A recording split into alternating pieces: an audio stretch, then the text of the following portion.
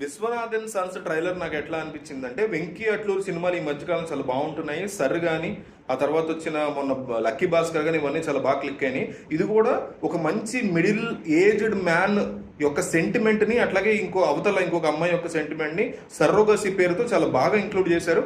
అయితే only complaint నాకు ఏంటంటే, ఈ ట్రైలర్కి సంబంధించి ఆ లావిష్ హౌసెస్ కానీ అదంతా ఆర్టిఫిషియల్గా అనిపించింది. ఇప్పుడు ఊపిరి సినిమా ఉందనుకోండి, ఊపిరి సినిమా చూసినప్పుడు కూడా ఒక లావిష్ రిచ్ పర్సన్ సంబంధించిన స్టోరీయే, కానీ ఆ హౌసెస్ అన్ని చూడడానికి చాలా ఒరిజినల్గా చాలా నీట్గా అనిపిస్తాయి. ఫారెన్ లొకేషన్స్ కానీ ఇవి కానీ అన్ని బాగుంటాయి. ఇక్కడ ఏంటో ఇంక్లూడెడ్గా ఆర్టిఫిషియల్గా అనిపించింది. ఇదే కథని ఒక పల్లెటూరులో డబ్బున్నవాడు, లేకపోతే ఒక హైదరాబాద్ లాంటి, చెన్నై లాంటి ప్లేస్లో ఉన్న డబ్బున్నవాడిగా చూపించి చేసినా బాగుండేది.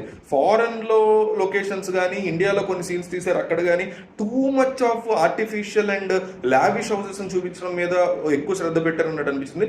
కొన్ని బ్లాగ్స్ చాలా ఇంట్రెస్టింగ్, కొన్ని డైలాగ్స్ కూడా చాలా బాగున్నాయి.